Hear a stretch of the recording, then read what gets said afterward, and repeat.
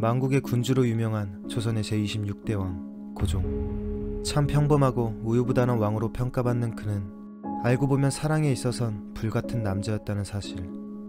우리에겐 잘 알려지지 않은 고종의 화려한 로맨스 이야기를 시작합니다. 12살의 어린 나이로 왕위에 오르게 된 고종. 어린 그를 대신해 그의 아버지 흥성대원군이 국정을 운영하게 됩니다. 그리고 시간이 지나 대원군은 고종의 정실 부인을 직접 고르게 되는데, 훗날 외척 세력을 대비해 8살의 아버지를 잃고 홀어머니 밑에서 가난하게 살았던 여흥 민씨 집안의 아이를 간택하게 됩니다. 그녀가 바로 훗날 희대의 악녀로 변할 명성황후, 즉 민비가 됩니다. 그렇게 1866년 고종이 15살의 나이로 1살 많은 민비와 결혼하게 되죠. 근데 고종이 민비를 대하는 태도가 영 시원찮았습니다. 그 이유를 알고 보니 사실 고종의 첫사랑은 따로 있었기 때문이죠. 고종은 12살의 왕위에 오르자마자 9살 연상의 성숙하고 매력적인 한 궁녀에게 첫눈에 반해버리게 됩니다. 그녀가 바로 영보당 이씨. 연상의 매력에 빠지면 정녕 헤어나올 수 없는 것일까요? 고종은 그녀에게 푹 빠져 좀처럼 민비와 사랑을 나누는 일이 없었죠. 이에 민비는 외로움 속에 위기감을 느끼며 하루하루 불안한 날을 보내야만 했습니다. 반면에 영보당 이씨는 고종의 사랑을 듬뿍 받았습니다. 아주 듬뿍. 결국 그녀는 그 사랑의 보답이라도 하듯 임신을 하게 됩니다. 심지어 아들이었죠. 그가 바로 완화군. 이렇게 왕자까지 낳아버렸으니 왕실 안에서 관심과 총애는 민비가 아닌 영보당과 완화군에게 쏠리게 됩니다. 그 누구보다 가장 기뻐하고 축복했던 이가 고종이었죠. 민비는 본인의 위치를 불안하고 걱정하였습니다. 어떻게 해야 남편의 사랑을 받을 수 있을런지. 민비가 이렇게 불안에 떠는 와중에도 고종은 영보당과 사랑을 나누었고 그녀가 또 임신을 하기도 했죠. 하지만 민비는 어리석고 멍청한 인물이 아니었습니다.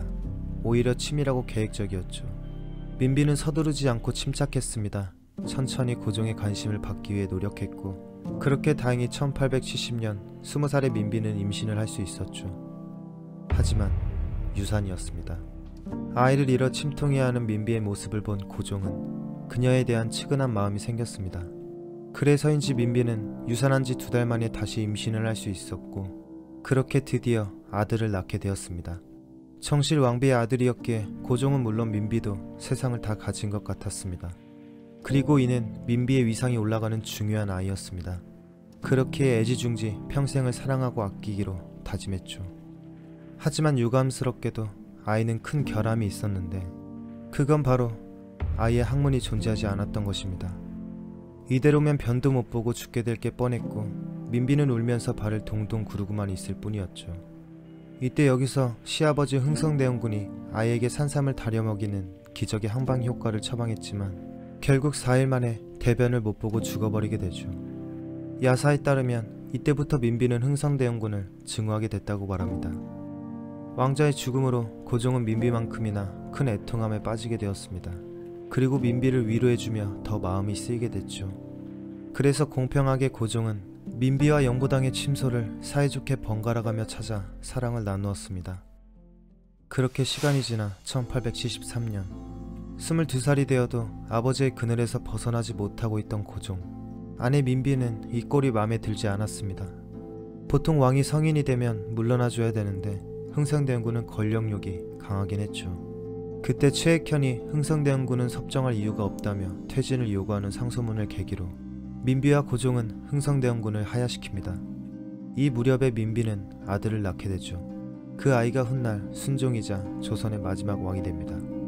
본인의 아들이 세자가 되었고 흥성대원군마저 쫓아낸 민비는 어느새 보니 가장 높은 권력을 갖게 되었습니다.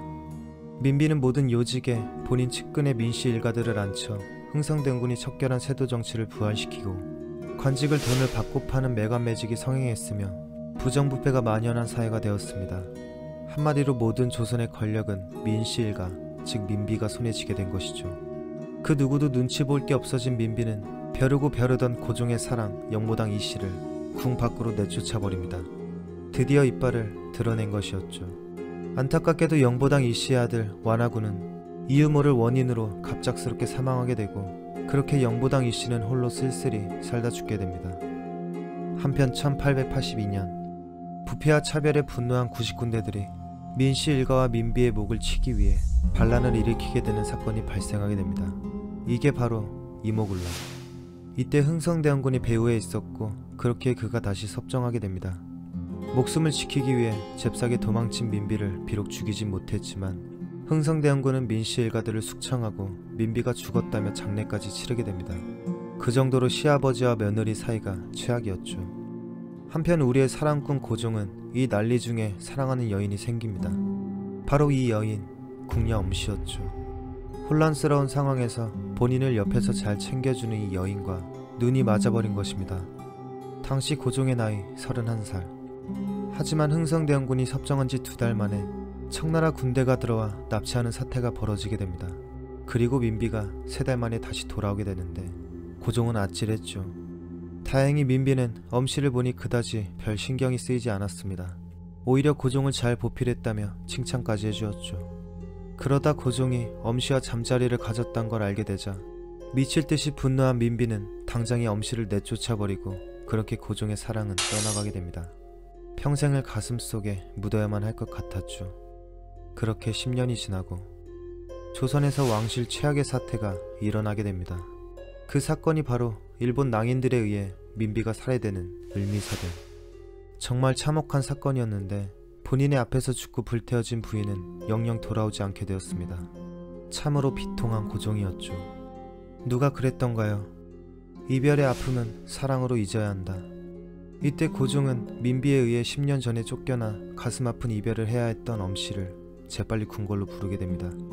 진정한 사랑꾼의 모습을 보여준 고종. 10년 동안 가슴속에 품고 살다가 드디어 결실을 맺게 되었죠. 고종은 그녀를 진정으로 사랑했습니다. 러시아 공사관으로 피신하는 아간파천 때에도 그녀와 함께했으며 대한제국을 선포한 뒤 본인을 황제라 칭했을 때 엄씨를 황후로 책봉하고 싶어 했죠. 왕실의 반대로 실패했지만 물론 사실상 황후는 엄씨였습니다. 황후로서의 대접을 받으며 고종의 옆을 지켜줬죠. 이런 지극정성의 엄씨를 황후는 못 시켜줬지만 후궁 중에서도 최고로 높은 지위인 황기비로 책봉하였고 1897년 그녀가 44세 아이도 낳게 됩니다. 고종은 이 아들을 순종의 황태자로 삼았습니다. 순종 다음으로 황제 자리에 오르게 할 심산이었죠. 그 정도로 황기비를 향한 고종의 사랑은 끔찍했습니다.